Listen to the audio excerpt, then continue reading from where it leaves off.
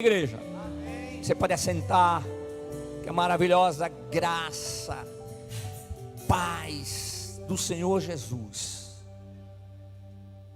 sem dúvida nenhuma, continuarão sendo derramados sobre a nossa vida, porque isso não depende da gente, depende do Senhor, e Ele tem abundância para dar, não é? Ele nos dá de graça, oxigênio, né? De graça. Esse é o nosso Deus. Eu sei que há pessoas que estão nos acompanhando, estão hospitalizadas. E só quando a gente passa assim por momentos desses, é que a gente pode avaliar o quanto é maravilhoso poder chegar através de uma das mídias e declarar que o Senhor está no controle. Amém? Então creia, o Senhor está no controle. Aí tem aqueles que não creem, dizem assim, mas o senhor quer dizer então que o Senhor está no controle lá de Manaus? Tá, porque senão já tinha acabado tudo. Porque o estrago foi o homem que fez. Agora Deus não faz estrago não, Deus faz bênção. Deus está levantando gente, Deus está levantando aí pessoas, Deus está levantando as forças armadas, eles estão providenciando oxigênio.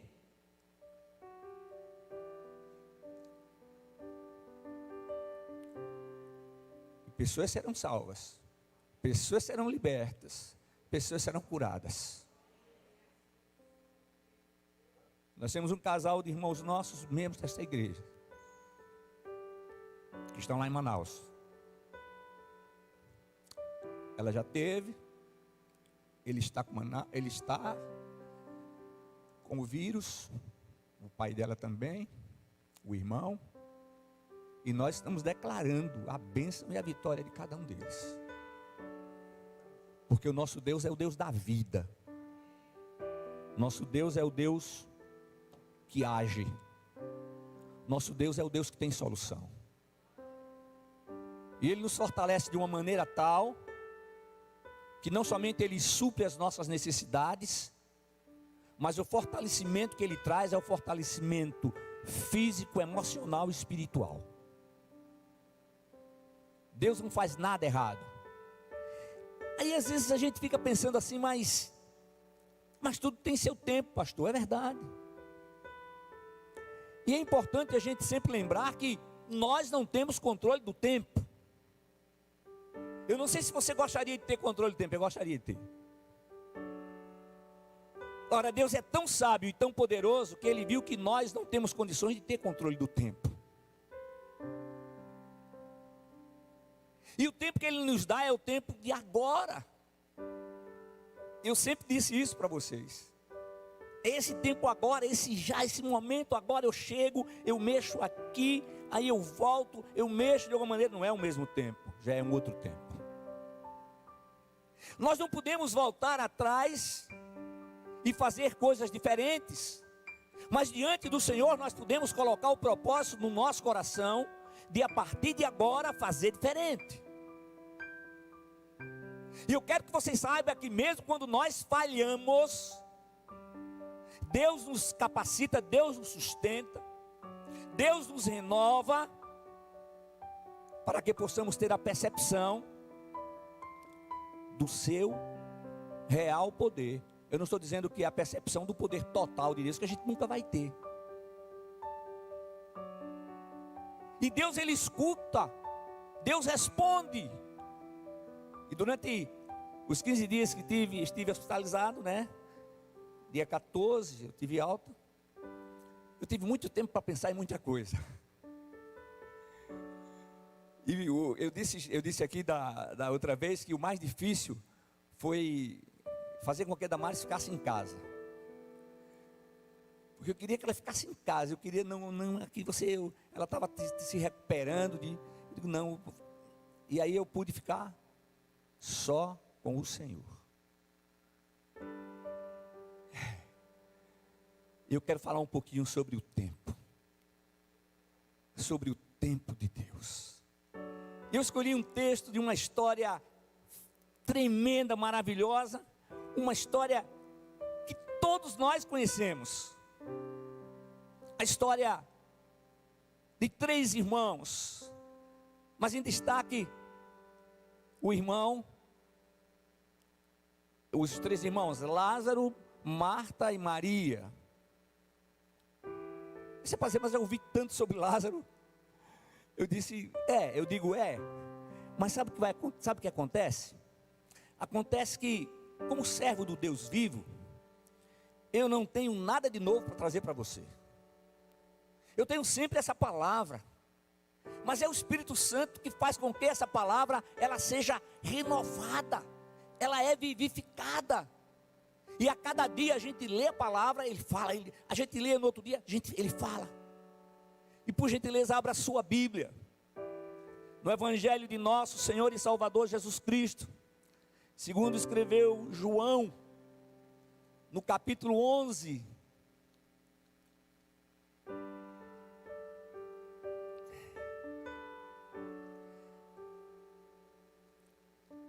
É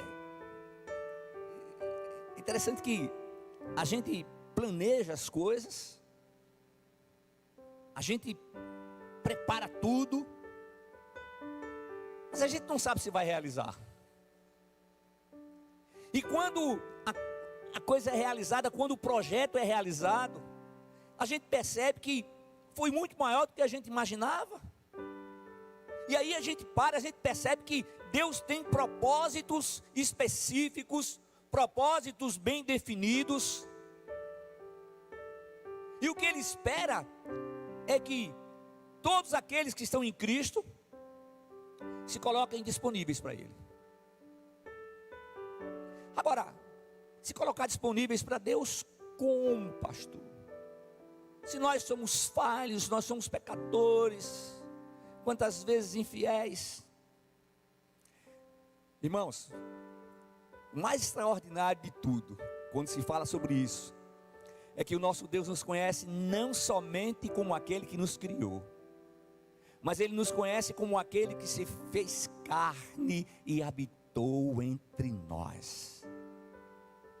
Ele sentiu fome, ele sentiu sede, ele sentiu sono. Já pensou como Jesus estava cansado naquele barco? Imagina só. Dá para ter uma ideia de quanto aquele barco balançava? Não tinham os amortecedores, os computadores para equilibrar. E as ondas batiam no barco. E o barco estava quase afundando. E Jesus estava fazendo o quê? Dormindo. Jesus não tem responsabilidade? Claro que Ele tem. Mas só que Ele tem poder sobre o tempo. E quando chamaram Jesus, Ele levantou, Ele repreendeu o mar, Ele repreendeu o vento. E na hora, fez calmaria. Talvez a sua vida, você esteja precisando de uma calmaria. E o Senhor está lhe dando agora. O Senhor está derramando sobre a sua vida agora. Então receba. Porque quando Ele faz, Ele faz. E ninguém pode desfazer. E quando Ele desfaz, Ele desfaz. Agora Deus não vai desfazer casamento, não. Deus abençoa. Eu estou falando de um modo geral, cada caso é um caso. Deus abençoa. Deus não divide, Deus soma e Deus multiplica. Evangelho de João capítulo 11, a partir do versículo 32. Evangelho de João capítulo 11, a partir do versículo 32. Ao chegar ao lugar onde Jesus estava e vê-lo, Maria lançou-se aos seus pés e disse: Senhor, se estivesses aqui, meu irmão não teria morrido. Ao vê-la chorando e também os judeus que a acompanhavam, Jesus comoveu-se profundamente no espírito e, abalado, perguntou-lhes: onde o pusestes? Responderam-lhe: Senhor, vem e vê. Jesus chorou. Então os judeus disseram: vede como o amava. Mas alguns disseram: será que ele, que abriu aos olhos ao cego, não podia também ter evitado que esse homem morresse? Será que ele, que abriu aos olhos ao cego, não podia também ter evitado que este homem morresse? Lázaro, Marta e Maria moravam em Betânia. Betânia fica bem próximo a Jerusalém. Nós temos dificuldade para entender algumas coisas. Quando a gente fala assim, de Betânia para Jerusalém eram somente 3 quilômetros, mas o tempo de viagem era um dia inteiro. Aí 3 quilômetros você anda na praia, muito mais do que isso. Faz uma caminhada rápida. Mas o texto nos diz que Lázaro adoeceu.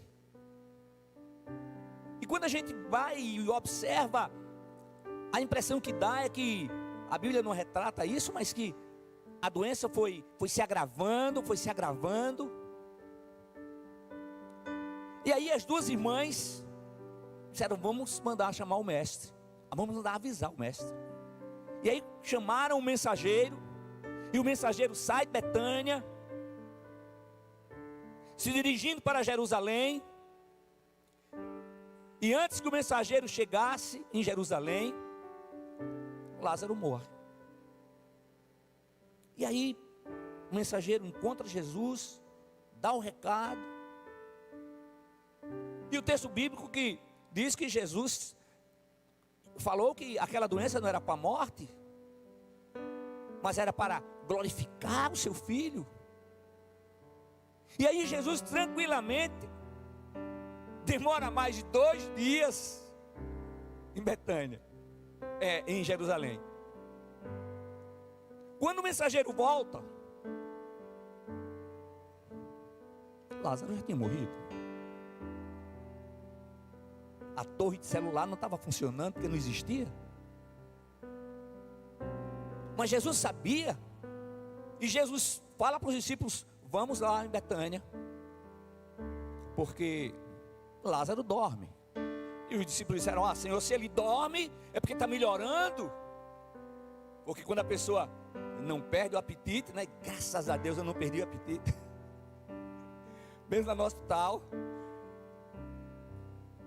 E também dormia bem, não sentia absolutamente nada. Quando puxava muita respiração, era algum desconforto aqui na horizontal. E aí Jesus disse: vamos. E os discípulos: mas Senhor, lá estavam querendo matá-lo, e o Senhor quer voltar agora à Judeia. Aí Jesus fala sobre andar durante o dia, porque a gente tem a luz do dia. E aí, irmãos, Jesus tinha uma capacidade tremenda. E aí, meus amados irmãos, nós vemos que o Senhor Jesus, ele tinha a sua agenda. E a impressão que dá, quando ele chega em Betânia, que é recebido pelas irmãs de Lázaro, é que elas esperavam que quando ele recebesse a notícia, pela amizade, nós temos irmãos que são mais irmãos em Cristo, amigos que são mais achegados do que irmãos. E eles eram assim. E elas imaginaram, quando o mestre receber a notícia, ele virá rápido para cá, e ele vai chegar aqui, ele vai repreender essa enfermidade, e Lázaro vai ficar bom. Mas o Senhor não precisava voltar. Ele bastava falar de onde ele estivesse. Como ele fala de onde ele está, como a última palavra é sempre dele. A última palavra não é a palavra do médico, é do Senhor. Mas os médicos existem, irmãos. Preste atenção. Deus dá inteligência, tem medicamentos, Deus usa os médicos. Homens e mulheres que estão dando a sua vida, expondo a sua vida, para tratar de pessoas que eles nem conhecem. Senhor, basta uma palavra do Senhor e tudo acontece. E quando Jesus chega, e antes de entrar na cidade, não é? Ele estava fora da cidade.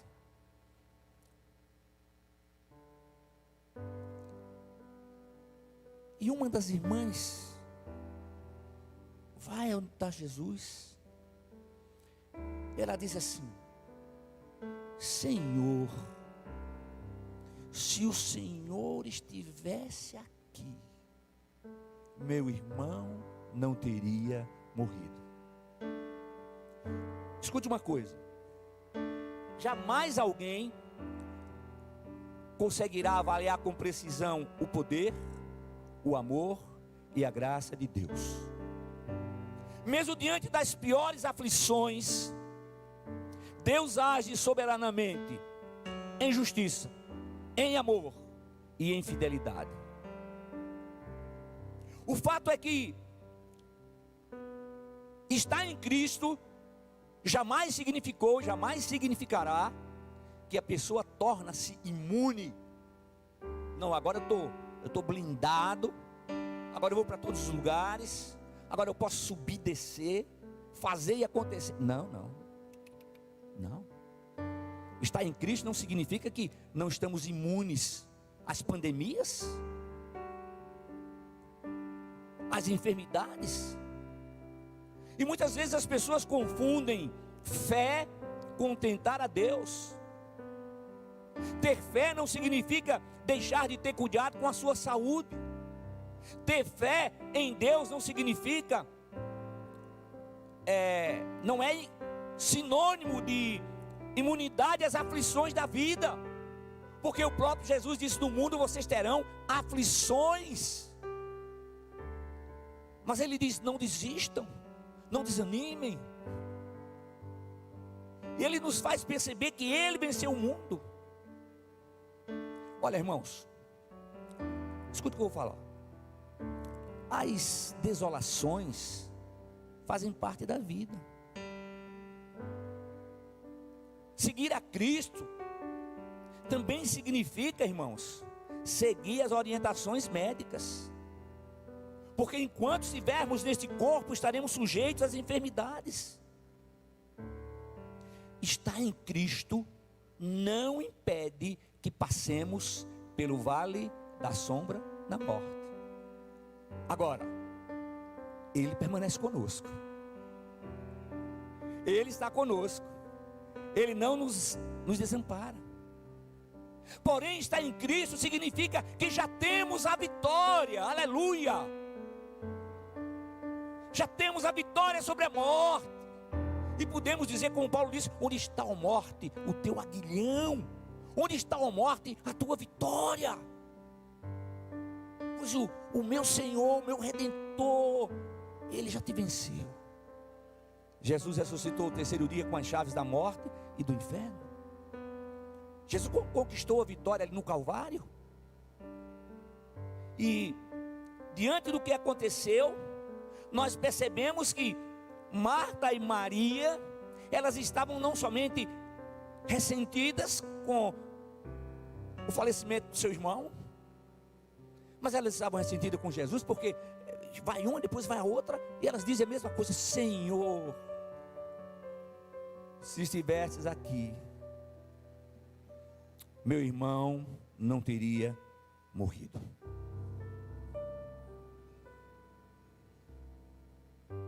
Agora, o agir divino é totalmente diferente do nosso. Irmãos, a gente não pode comparar o agir divino com o nosso agir.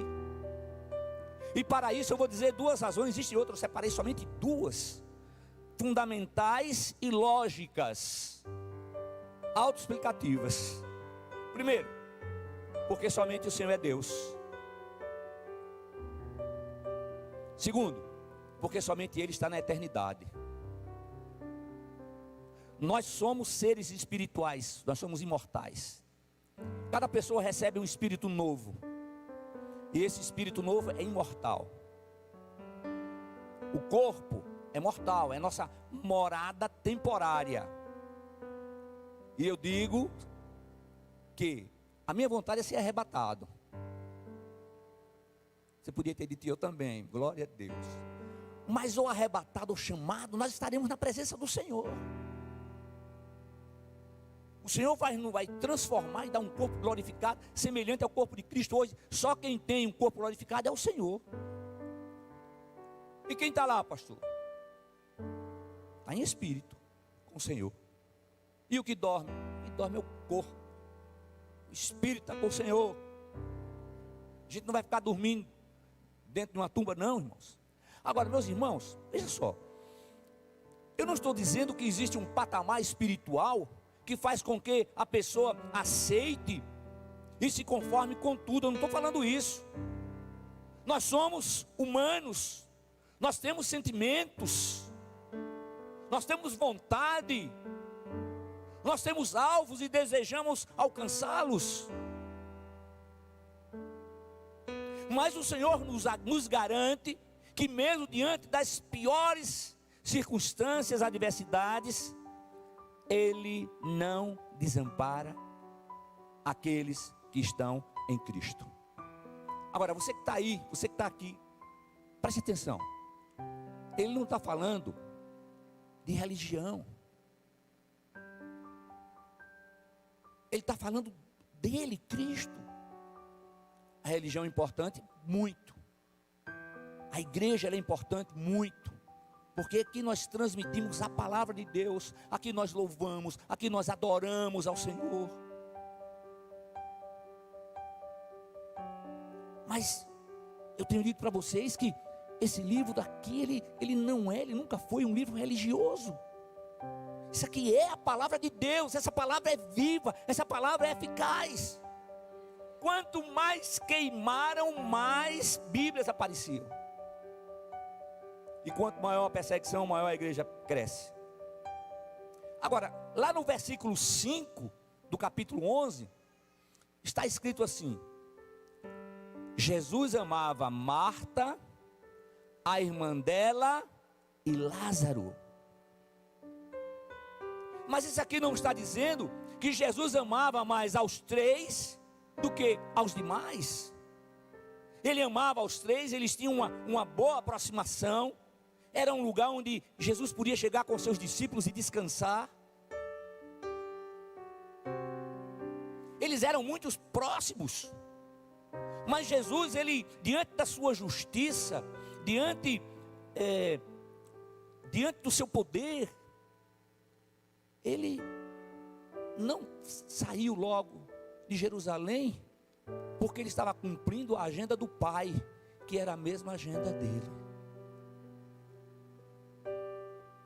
Ele não largou tudo, porque ele é aquele que tem controle. 4 dias de morto para o Senhor, não é nada. Ele sabia o que estava fazendo. E aí, meus irmãos, aquela família abençoada, eu tenho certeza que elas não queriam furar a fila e passar na frente da agenda, não. Mas era a lógica do homem, do ser humano. Meus irmãos, todos precisamos aceitar o amor de Jesus. E o amor de Jesus, ele é incondicional. É necessário também aceitar que a agenda do Senhor é perfeita, assim como Ele é perfeito. Amém? Você pode dizer bem forte, glórias a Jesus. Agora, outra coisa que nós precisamos observar é que o Senhor não mudará a sua agenda por conta das nossas prioridades. Sabe por quê? Porque Ele não somente conhece a dele, mas Ele conhece a nossa. Agora, quando nós abrimos o nosso coração diante do Senhor, Ele nos ensina que devemos apresentar diante dEle as nossas necessidades com orações, súplicas e ação de graças. Súplica é uma oração fervorosa. O que é que Ele faz? Ele responde e muda a nossa história. Aleluia! Ele é aquele que tem uma melhor história para a sua vida e para a minha vida.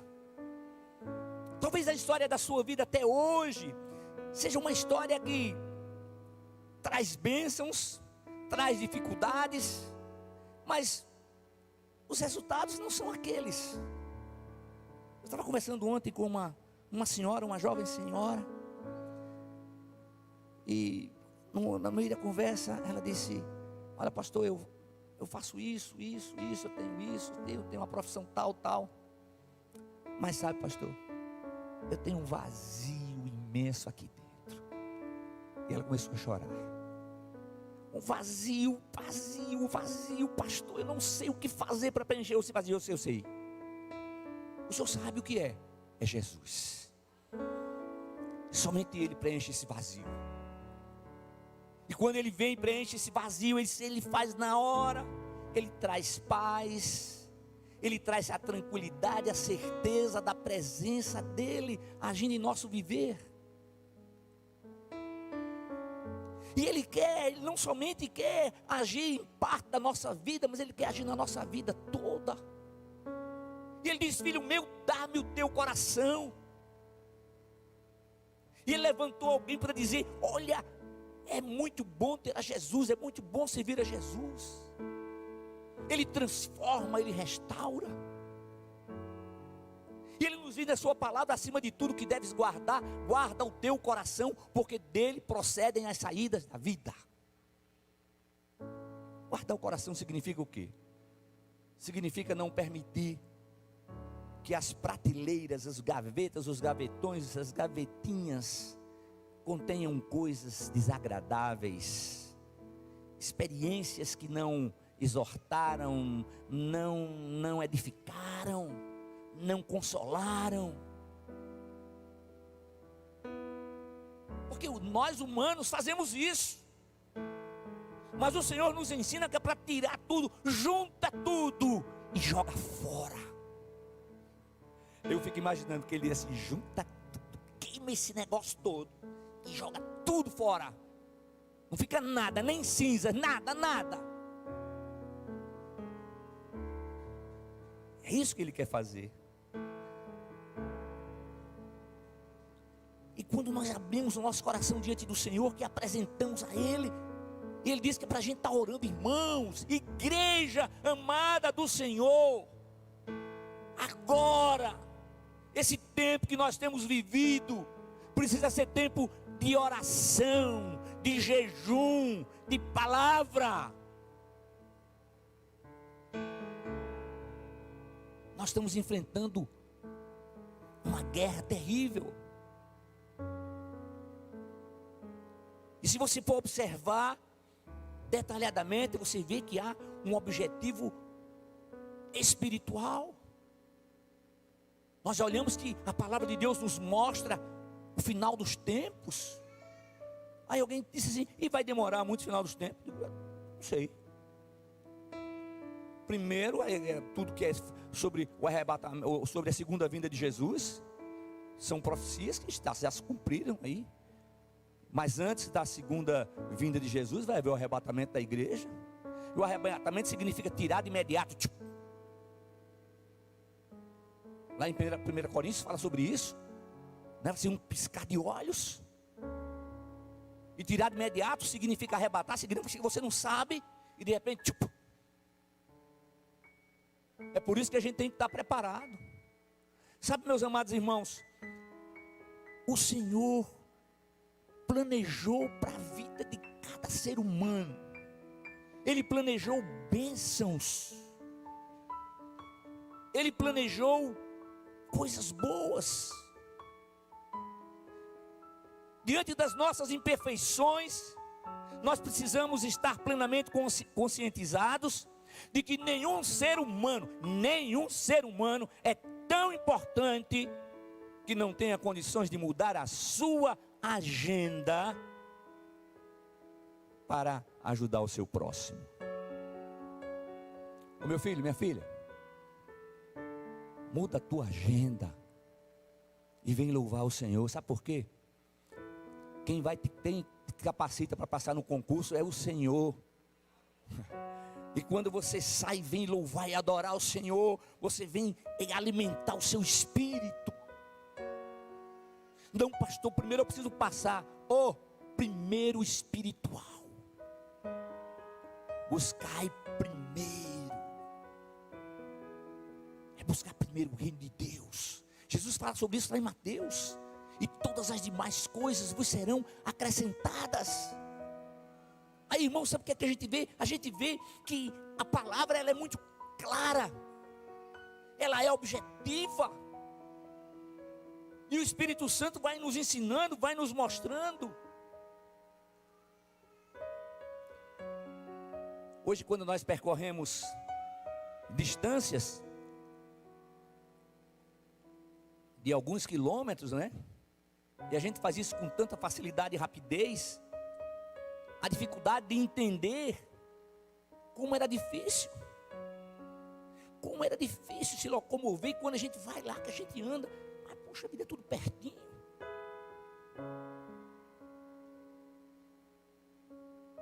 A questão de Jesus é que Ele tem uma agenda. E pelo fato dele estar na eternidade, Ele conhece o amanhã, o depois.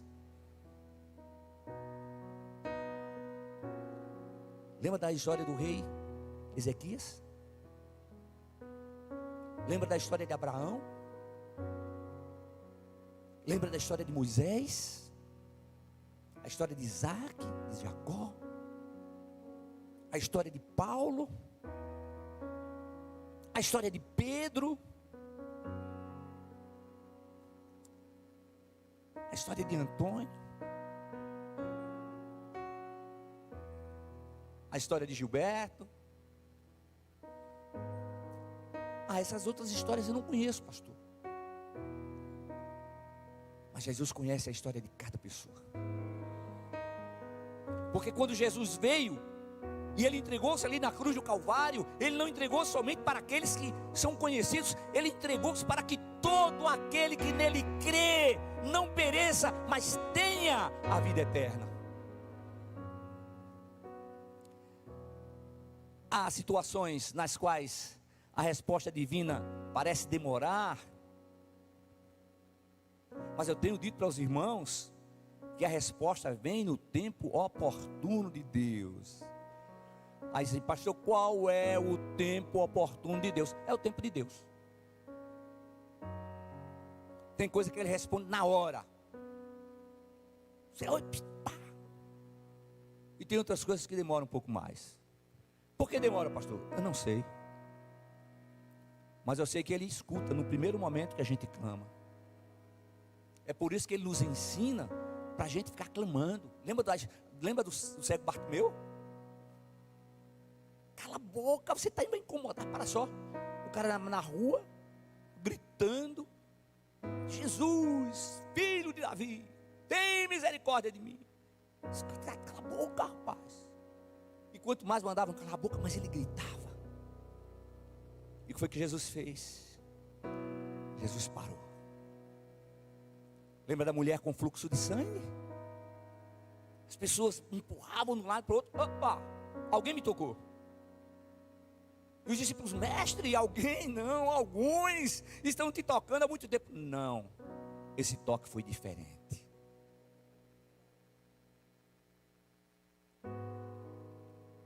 A diferença, quando a gente toca no Senhor, com fé,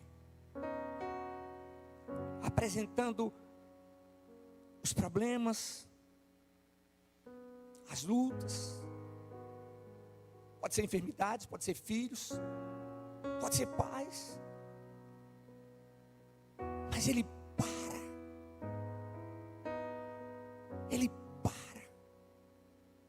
Ele quer te escutar. Mas Ele conhece todas as coisas, sim. Mas Ele diz que é para a gente clamar a Ele, clama a mim, e responder-te-ei, anunciar-te-ei coisas grandes e ocultas que não sabes. Sabe, meus amados irmãos, diante de cada situação que vivemos, cada situação, meu irmão, o Senhor nos concede oportunidades para que possamos crescer, para que possamos aprender, para que possamos depender mais dEle, para que possamos estar com a nossa consciência que, olha, eu não sei nada, eu não sou nada. Esse ano eu devo completar 27 anos como pastor dessa igreja. Irmãos, milagre a cada dia. 27 anos, o cara que não sabe de nada. E depois de 27 anos chega à conclusão que continua sem saber de nada, mas a graça de Deus, ela é tremenda. Sabe, meus irmãos, precisamos tirar lições práticas para que possamos viver melhor. Agora, irmãos, lá em Isaías, no capítulo 3, versículo 10, nós lemos: dizei aos justos que tudo correrá bem, porque comerão do fruto do seu proceder. Olha só, direi aos justos que tudo correrá bem, porque comerão do fruto do seu proceder. Rapidamente, ali os poucos habitantes que restaram em Judá, que tinham praticado o bem, receberam a garantia do Senhor através do profeta, de que tudo ficaria bem. Quando a gente vai ver, observa que isso está de acordo com a lei moral da colheita segundo a semeadura. E Champlin, ele faz um destaque tremendo sobre a responsabilidade humana. E ele diz que a base é a escolha humana de sua ação. Então cada pessoa vai escolher a sua ação, assumindo assim suas consequências. Aí a gente vê tanta coisa aí, não, consequência de alguma coisa que aconteceu. Lá no Evangelho de João, no capítulo 15, versículo 7, Jesus fala sobre a videira. E ele diz assim: se permanecerdes em mim, as minhas palavras permanecerem em vós, pedi o que quiserdes e vos será concedido. Olha, se o ramo ele estiver fora da videira, ele vai secar, ele vai morrer. Fora da videira não há vida. Permanecer em Cristo não é uma opção, mas é um imperativo. Escuta aqui, meu irmão, minha irmã, olha, Deus está mais interessado no seu relacionamento com Ele do que o que você faz para Ele.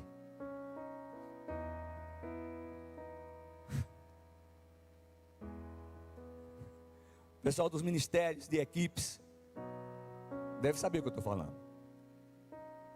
Eu digo, o meu interesse não é que você venha somente no serviço. Não, peraí, não. Você tem que vir e se alimentar. É por isso que nós pastores estamos aqui. O pastor Murilo está pregando, eu estou ali sentado me alimentando. Eu estou pregando, ele está sentado, sendo alimentado. É assim. O Senhor está muito mais interessado no nosso relacionamento com Ele do que aquilo que fazemos para Ele. Eu faço grandes coisas, eu faço isso. Não, é bom continuar fazendo, aumente, não tem problema não. Mas o Senhor está mais interessado no seu relacionamento com Ele. Significa que você tem orado, você tem meditado na palavra, você tem reconhecido que tudo aquilo que chega às suas mãos são bênçãos de Deus, resultado de opções corretas, de coisas que você fez, coisas abençoadas, lícitas, e que o Senhor multiplica, que o Senhor abençoa. Não estou falando só de dinheiro não, irmão, estou falando de saúde, de tudo. Então permanecer em Cristo é imperativo, não é questão de opção. Sabe, meus amados irmãos, aí vem assim a pergunta, vem para mim, sabe, porque vem primeiro pergunta para mim, eu pergunto para você, você responde na sua mente, no seu coração. Ora, nós temos a palavra, nós temos o ensino bíblico, nós temos aqui, nós temos lá. Por que a gente erra tanto?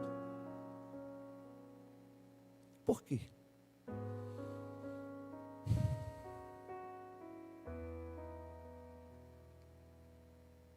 Vou citar duas coisas só: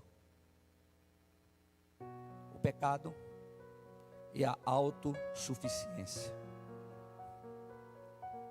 Até determinada pessoa que disse para mim: pastor, quando o senhor abre o texto, ele vai pegar sobre isso aqui, já sei tudinho que ele vai pegar. De glória a Deus, aleluia, porque o Espírito Santo está falando para você, né, pai? Que bom. Porque quantas vezes eu abro assim, não sei o que é que vai sair, faço um monte de anotação aqui, tal, e o Senhor vai dando. Não é assim não, rapaz, a gente não sabe de nada não, é o Senhor quem traz. A gente tem que ser humilde e dizer: Senhor, eu não sei não, Senhor, me dá a revelação da tua palavra, traz a revelação da tua palavra, Senhor. Essa semana, numa arrumação lá em casa, eu, Damares e alguns dos netos, e os netos que estavam lá, né, os filhos de Suzane e Fernando, e aí descobriram que tinha lá era um DVD, 15 anos do aniversário de Suzane. Essa avó, a gente quer ver. Eu digo: não acredito, vocês não viram isso aí ainda? Não, para tudo, gente, vamos lá, vamos botar esse negócio para os meninos verem. Aí eles ficaram, tá. Aí eles disseram assim: olha, avô, a mesma cara, né? Igualzinho, meu filho, mudou nada. Morri. A gente vai olhar, e aí a gente vê quantas coisas o Senhor tem feito. Quantas coisas o Senhor tem feito. Mas o Senhor nos ensina que precisamos ser humildes diante dEle. Então, se declaramos que o agir do Senhor está no controle, então vamos deixá-lo agir em nossa vida. Irmãos, culto de Natal e culto de Ano Novo, sabe, irmãos, meu Deus do céu. E esse ano, culto de Ano Novo, eu estava hospitalizado, sem sentir nada. No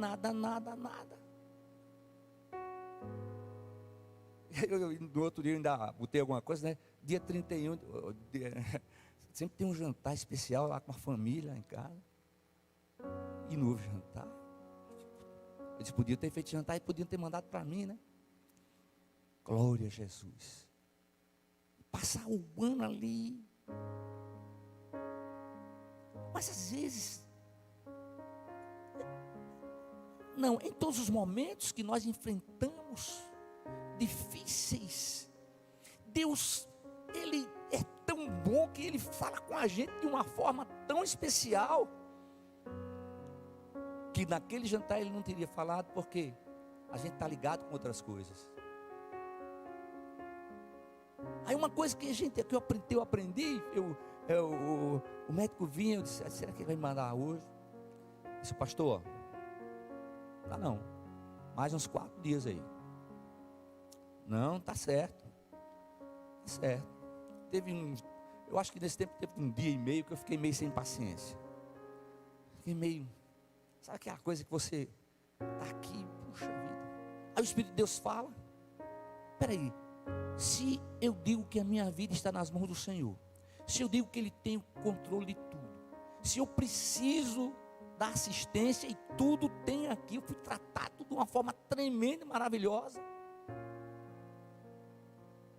Mandei uma mensagem, eu digo: Luiz, eu só saio daqui quando você disser que é para sair. Pode ficar tranquilo aí, está aqui tudo bem comigo. Porque a gente está nas mãos, se estamos nas mãos do Senhor, precisamos nos submeter a Ele. Porque o Senhor não tem nada de mal para mandar para a gente. O Senhor é bom. Está escrito: Deus é amor. Amor perfeito, amor absoluto, amor que age sem interesse pessoal, amor que age sem propósitos outros. Mas o tempo de fazermos a diferença é agora, é já. Eu já me repreendi, dizendo, cuidado com esse negócio de internet.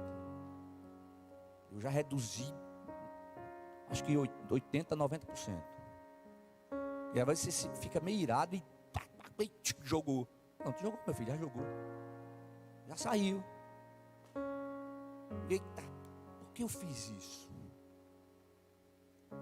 Então na nossa vida nós precisamos parar e pensar mais. O que é que o Senhor quer dizer com isso?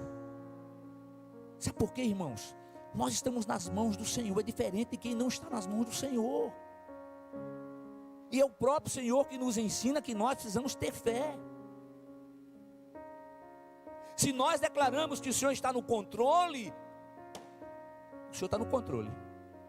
Mas está acontecendo isso assim, assim. A sua parte é ir lá para o médico e tomar medicação. Mas o Senhor está no controle. Então deixe Ele fazer. Deixe Ele fazer. E a convocação divina é para que tenhamos fé. E essa fé é uma fé que ela não é gerada através de falar em línguas, ela não é gerada através da oração, ela não é gerada através de jejum, ela é gerada através da palavra. E o escritor da carta aos Hebreus, ele escreve que sem a santificação, buscai a santificação, sem a qual ninguém verá a Deus. Que Deus é justo e a justiça dele é real, igual para todos. Sabe, irmãos, essa fé depositada no Deus eterno faz com que possamos suportar as más notícias. As previsões são as piores possíveis. Mas eu tenho um Deus que Ele tem o controle. E que essas previsões todas aí, Ele pode mudar circunstâncias. Eu tenho um Deus que diz que as portas do inferno não prevalecerão contra a sua igreja. E eu sou igreja do Senhor. Você tem direito a dizer isso. Você que está em Cristo Jesus, aleluia. E Ele nos deu autoridade para que estejamos repreendendo a tudo aquilo que não provém dEle.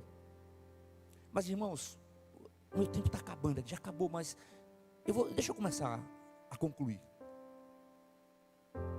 A história de Lázaro de Betânia nos mostra lições tremendas, lições simples, que precisamos aplicá-las na nossa vida, no dia a dia. Na hora que vai ali resolver alguma coisa, na hora que sai de casa para orar por alguém, na hora que sai de casa para trabalhar. Quem está em união com Cristo, está em união com aquele que tem todo o poder. Olha, irmãos,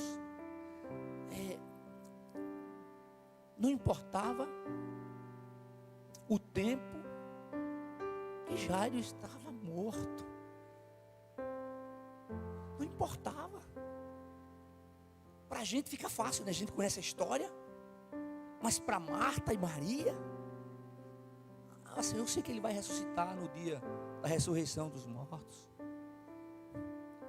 Aí Jesus, tirai a pedra. Senhor, já fazem 4 dias, Senhor.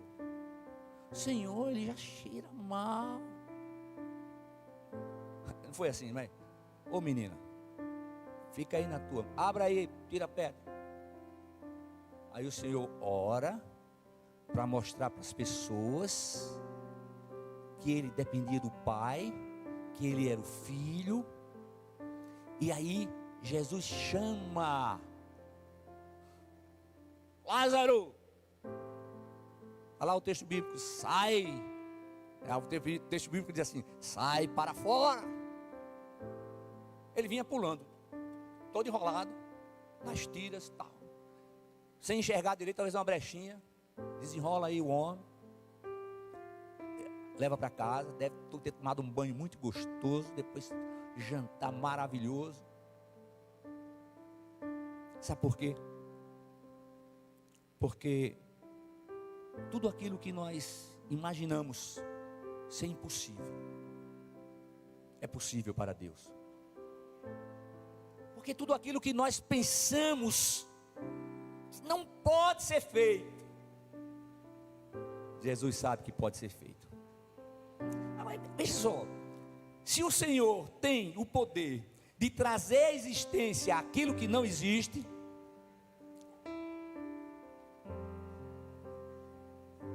amém? Se o Senhor tem o poder de trazer à existência aquilo que não existe, quanto mais trazer à existência aquilo que já existiu. Aleluia. Então fica evidente que a morte de Lázaro não foi uma surpresa para Cristo, mas uma surpresa para aqueles que testemunharam. E lá no versículo 45 do capítulo 11, diz assim: muitos dentre os judeus que tinham ido visitar Maria, vendo o que Jesus fizera, creram nele. Sabe por que Jesus foi lá para o Calvário? Porque ele tinha uma missão. E lá em Lucas 19 ele fala com isso. Pois o Filho do Homem veio buscar e salvar o que se havia perdido. Agora esse Deus que tem todo o poder, esse Deus que é tão grande, esse Deus que criou todas as coisas, ele chega com uma bandeja, com um banquete. Ele bate na porta de cada um. Eu quero entrar, eu quero jantar com você, eu quero almoçar, eu quero tomar um café da manhã com você. Você me aceita? Você abre as portas da sua casa, que é a porta do coração. Ele não impõe. Não, peraí. Às vezes eu vejo uma pessoa falando para o outro, só fala, não é por força, não é por violência. Se a pessoa diz, não, agora não, tá certo. Daqui a pouco ele vai lá de novo e bate, dando as oportunidades. Talvez você esteja pensando assim, sabe, pastor, na verdade, Deus já deveria ter agido.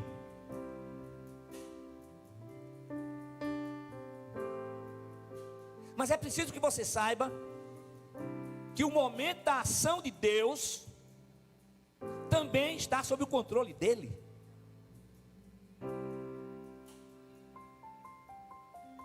Aí nesse filme, nessa fita, Suzane, eu não vou citar nome, mas tem algo tremendo. Eu estava ainda estava no escritório também, estava como pastor lá no escritório. E um dia pela manhã, o Espírito Santo começou a me incomodar. Eu ir lá na época o hospital era o Hospital do SESI, e mandando eu ir na UTI do Hospital do SESI. Não tem ninguém na UTI do Hospital do SESI, rapaz, não é. Mas a coisa foi tão forte que eu larguei tudo, peguei o carro e fui lá. Cheguei lá e encontrei uma família. E um dos filhos daquela família estava lá. E o pai me disse, é só questão de algumas horas. Eu disse, olha, eu posso entrar? Pode entrar sem problema. Eu me lembro que eu entrei, e aquele jovem, coloquei minha mão na cabeça. Ele estava entubado, os pés, as mãos estavam amarrados. Eu orei, ele virou os olhos, ele abriu os olhos. Nos conhecíamos, falei pelo nome dele, fiz algumas perguntas para ele responder com sinais. Se reconciliou com o Senhor. Orei, falei, disse, fique calmo. Seus pais estão lá fora, eu vou chamá-los. quando foi mais tarde, eu recebi o telefonema dele, conversamos bastante. Mas quando ele mexeu a cabeça, que abriu os olhos, meu coração... Porque Deus vai fazer, às vezes a gente se admira quando Ele faz. Se Ele mandou, vai lá e faz. Agora não vai fazer besteira não, vai lá e faz sobre a ordem dEle. E Ele vai cumprir. Todos nós, irmãos, somos convocados, ensinados e exortados a testemunhar de Jesus. E como nós faremos isso? De maneira eficiente, estando em verdadeira submissão ao Espírito de Deus, em qualquer situação. Qualquer situação. Eu já passei por muitas situações, mas eu quero dizer para você, que cada pessoa, não é resultado simplesmente do encontro de um homem e de uma mulher, mas é resultado do amor de Deus. E aquilo que Deus planejou pode ser realizado ou não, vai depender de cada um.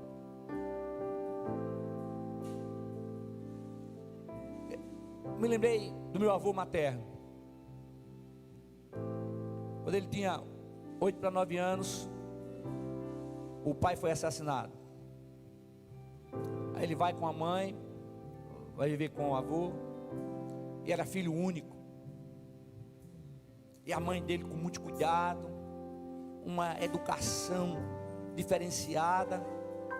Mas quando a mãe tinha 14 anos, quando ele tinha 14 anos, a mãe morreu. E ele ficou com o avô, que o cara era totalmente ignorante, isso, aquilo outro. Aí eu fico pensando o quanto aquela criança, aquele adolescente, aquele jovem sofreu. E quando ele aceitou a Jesus, o avô disse: ou você joga fora disse alguma coisa com a Bíblia, ou pode ir embora, e tudo que seu pai deixou você não vai receber nunca. E ele sai, vem para Maceió, depois vai para o seminário, e aí começa a história. E o texto que ele viu na Bíblia, lá em Rio Largo, numa casa que ele foi, que ele abriu aleatoriamente, ele abriu em João 3,16. E a pessoa viu, ele botou uma Bíblia no lugar, e a pessoa ofereceu a Bíblia para ele, fez uma embalagem, porque ele não podia sair com aquela Bíblia na rua, não. E ele levou para casa, e ele passou a noite acordado lá, num determinado lugar, com uma vela, procurando aquele texto. Ficou no coração dele. No outro dia ele não aguentou, voltou naquela casa e disse: olha, eu li que diz assim, porque Deus amou o mundo de tal maneira, que deu seu Filho unigênito, para que todo aquele que nele crê não pereça, mas tenha vida eterna. E aí foram mostrar para ele onde estava. E sabe o que aconteceu? Aquele jovem educado, aquele jovem que estava sendo preparado pelo avô, porque ele tinha uma missão. O avô dele: você tem uma missão, você vai vingar a morte do seu pai. Deus mudou a história daquele adolescente para ser uma história de um pescador de almas. Aleluia. Glória a Deus. Deus tem poder para mudar a sua história. Mas você precisa abrir o seu coração para Ele. Aprender a esperar em Deus. Essa experiência dos 15 dias hospitalizado foi extraordinária para mim. Então, aprender a esperar em Deus é o desafio que tem que estar ativo em nossa vida em todo o tempo. Não se deixe entristecer. Deus está agindo. Ele já foi avisado. Jesus já foi avisado sobre você. O mensageiro já chegou lá e já deu o recado. E ele já está a caminho. E Ele chegou agora. Ele só está esperando que você diga: eu quero. Eu quero que o Senhor dirija a minha vida. É totalmente diferente. Ele quer fazer algo novo com você, mas só depende de você.